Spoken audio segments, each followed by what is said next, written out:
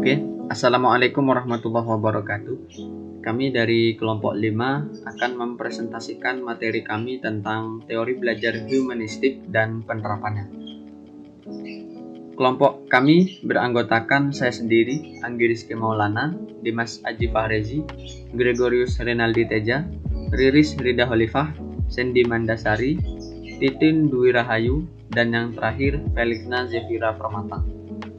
Untuk selanjutnya, kami akan membahas tentang apa itu belajar. Belajar adalah perubahan yang relatif permanen dalam perilaku atau potensi perilaku sebagai hasil dari pengalaman atau latihan yang diperkuat. Belajar merupakan akibat adanya interaksi antara stimulus dan respon. Seseorang dianggap telah belajar sesuatu jika dia dapat menunjukkan perubahan perilakunya. Jadi seseorang dianggap telah belajar sesuatu tidak hanya menunjukkan perubahan pada perilakunya, melainkan peserta didik juga mampu menunjukkan perubahan dari pola pikirnya. Untuk selanjutnya kami akan menjelaskan tentang apa itu teori humanistik.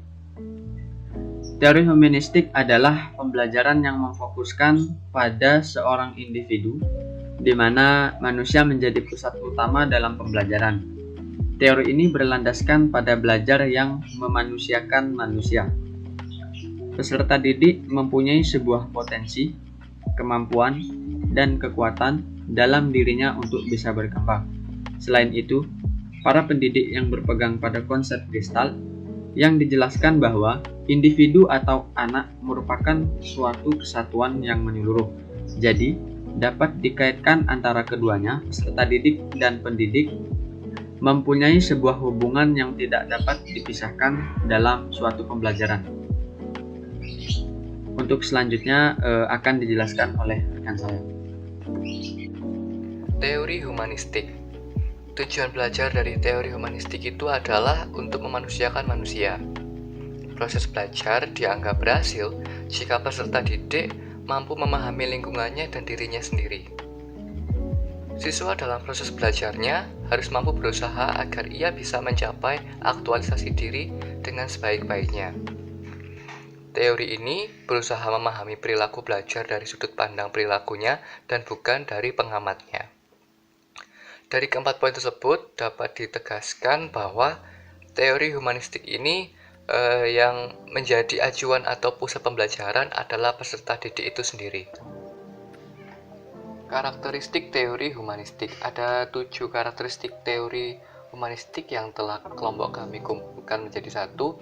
Yang pertama adalah mementingkan manusia sebagai pribadi, mementingkan kebulatan pribadi, mementingkan peran kognitif dan efektif, mengutamakan terjadinya aktualisasi diri dan self-concept, mementingkan perseptual subjektif yang dimiliki setiap individu, mementingkan kemampuan menentukan bentuk tingkah laku sendiri, dan yang terakhir mengutamakan pengetahuan atau pemahaman.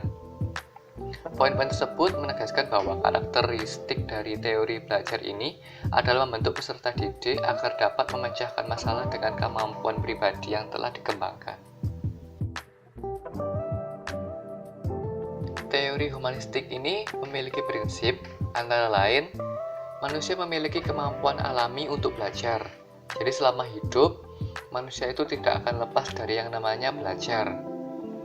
Belajar menjadi signifikan apabila apa yang dipelajari memiliki relevansi dengan keperluan mereka. Tugas belajar dapat lebih diterima dan diasimilasikan apabila ancaman dari luar itu semakin kecil.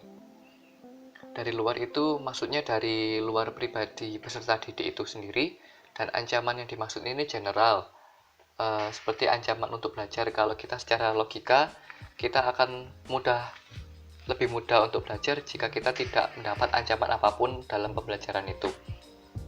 Belajar yang bermakna diperoleh jika peserta didik yang melakukannya. Ini artinya bila peserta didik yang melakukannya, pengalaman yang ia dapatkan akan semakin maksimal. Belajar akan menjadi lebih lancar jika siswa dilibatkan dalam proses belajar.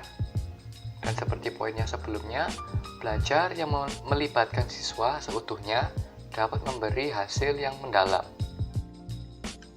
Baik, untuk materi selanjutnya yaitu tokoh teori humanistik. Yang pertama adalah David Cobb. David Cobb ini membagi tahapan belajar menjadi 4 tahap. Yang pertama adalah pengalaman konkret, yang kedua adalah pengamatan aktif dan reflektif, yang ketiga adalah konseptualisasi, yang keempat adalah eksperimentasi aktif. Nah, kita bahas satu persatu. Yang pertama adalah pengalaman konkret.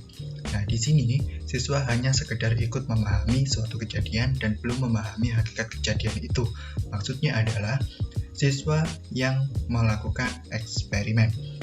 Terus yang kedua adalah pengamatan aktif dan reflektif. Nah, di sini siswa mampu mengadakan observasi aktif terhadap suatu kejadian dan berusaha memikirkan dan memahaminya. Artinya, siswa melakukan review dari hasil eksperimen. Yang ketiga adalah konseptualisasi. Di sini, siswa mulai belajar untuk membuat observasi adat teori yang pernah dialaminya. Nah, maksudnya adalah abstraksi. Abstraksi di sini adalah siswa menyimpulkan dari suatu hasil review, hasil dari eksperimen. Yang keempat adalah eksperimentasi aktif, yaitu siswa sudah mampu mengaplikasikan suatu aturan umum ke situasi yang baru. Nah, di sini eksperimen adalah hasil akhirnya, yaitu siswa mengaplikasikan hasil dari eksperimen atau dari hasil pengalaman belajar. Untuk tokoh teori humanistik yang selanjutnya adalah Honey dan Manfred. Berdasarkan teori Cobb ini, Honey dan Manfred membuat penggolongan siswa. Menurut mereka ada 4 golongan siswa atau 4 macam siswa. Yang pertama adalah aktivis, yang kedua adalah reflektor, yang ketiga adalah teoris, dan yang keempat adalah pragmatis. Nah, yang aktivis artinya adalah suka melibatkan diri pada pengalaman-pengalaman baru. Nah, kuncinya di situ, yaitu siswa yang suka melibatkan diri pada pengalaman-pengalaman baru. Mereka cenderung berpikir terbuka dan mudah berdialog. Terus yang kedua adalah reflektor, cenderung sangat berhati-hati dalam mengambil langkah. Nah, di sini reflektor itu tugasnya mereview dari apa yang dilakukan seorang aktivis. Terus kemudian yang ketiga, yaitu teoris. Teoris di sini sangat kritis, senang menganalisis, dan tidak menyukai pendapat atau penilaian yang sifatnya subjektif. Nah, tugas dari seorang teoris itu adalah membuat kesimpulan.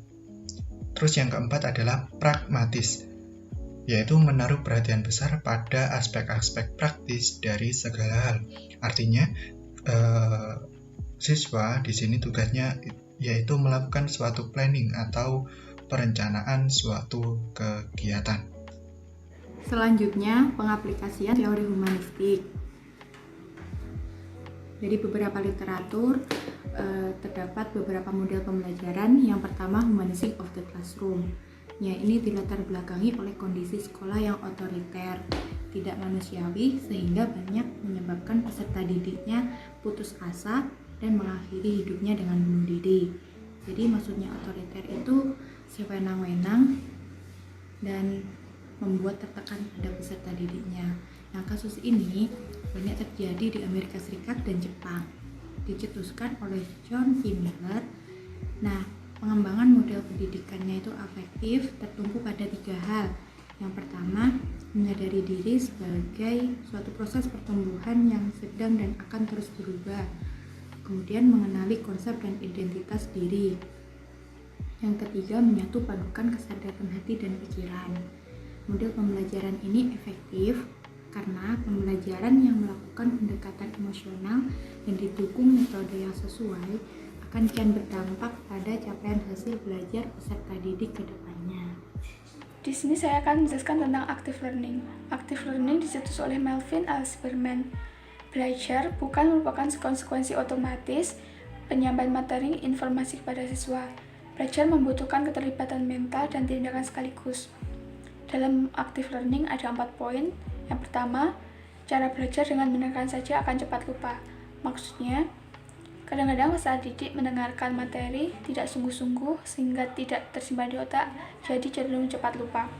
Yang kedua, cara mendengarkan dan melihat akan ingat sedikit. Maksudnya, jika mendengarkannya tidak fokus namun sudah melihat materi, peserta didik akan sedikit bisa mengingat materi yang telah dilihatnya. Yang ketiga, mendengar, melihat, dan mendiskusikan dengan siswa lain akan paham. Maksudnya, karena siswa dapat memperoleh pengetahuan dan keterampilan, jika salah satu siswa tidak paham tentang salah satu materi, siswa lain akan membantu dan mendiskusikan bersama teman-teman yang lain, jadi yang awalnya belum paham bisa menjadi paham. Yang keempat, menguasai pelajaran terbagus adalah mengajarkan. Di sini maksudnya siswa diajarkan bagaimana cara belajar yang efektif, sehingga siswa bisa mudah untuk memahami materi yang disampaikan pengajar kepada peserta didik. Selanjutnya adalah quantum learning. Quantum learning merupakan cara pengubahan bermacam-macam interaksi, hubungan, dan inspirasi yang ada di dalam dan sekitar momen belajar. Jadi, quantum learning ini merupakan suatu kiat, petunjuk, atau strategi dalam suatu proses belajar yang dapat mempertajam pemahaman dan daya ingat. Pada awalnya, quantum learning ini hanya ditujukan untuk para siswa. Semakin berkembangnya waktu, salah satu penemunya bernama De Porter ingin mengembangkan kepada para orang tua siswa. Nah, di dalam quantum teaching ini, berusaha mengubah suasana belajar yang monoton dan membosankan ke dalam suasana yang meriah dan gembira dengan memadukan potensi fisik, psikis, dan emosi siswa menjadi suasana kesatuan kekuatan yang integral. Tujuan quantum learning ini adalah menciptakan lingkungan belajar yang efektif. Semakin efektif dalam suatu proses belajar, siswa dapat mudah untuk mempelajari ilmu yang dipelajari atau ilmu yang didapatkan. Yang kedua, untuk menciptakan proses belajar yang menyenangkan. Yang ketiga, untuk menyesuaikan dan meningkatkan kemampuan otak. Yang keempat, untuk membantu keberhasilan hidup dan karir. Yang kelima, untuk membantu mempercepat dalam suatu proses pembelajaran. Selanjutnya, saya Felix Nazafira akan menjelaskan salah satu penerapan teori humanistik dalam pembelajaran, yaitu The Accelerated Learning. Jadi konsep dasar dari pembelajaran ini adalah pembelajaran dilakukan dengan cepat, menyenangkan, dan memuaskan. Pemilik konsep ini adalah Dave Meyer. Jadi Pak Dave Meyer menyarankan kepada guru agar dalam mengelola kelas menggunakan 4 pendekatan. Yang pertama, somatik atau kinestetik. Belajar dengan bergerak dan berbuat. Contohnya adalah ketika siswa bisa mengikuti gerakan-gerakan olahraga dari guru olahraga. Kemudian siswa tersebut bisa memahami gerakan-gerakan tersebut. Yang kedua, auditory. Belajar dengan berbicara dan mendengarkan.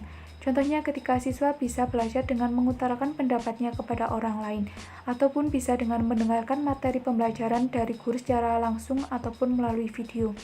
Yang ketiga, visual. Belajar dengan mengamati dan menggambarkan. Contohnya ketika siswa bisa menciptakan sebuah puisi dari lingkungan sekitarnya.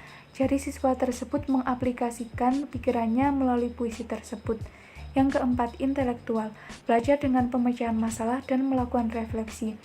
Contohnya ketika siswa diberi soal oleh guru, maka siswa tersebut wajib untuk mencari jawaban-jawaban dari soal tersebut, kemudian melakukan refleksi ataupun penilaian secara tertulis. Sekian, terima kasih.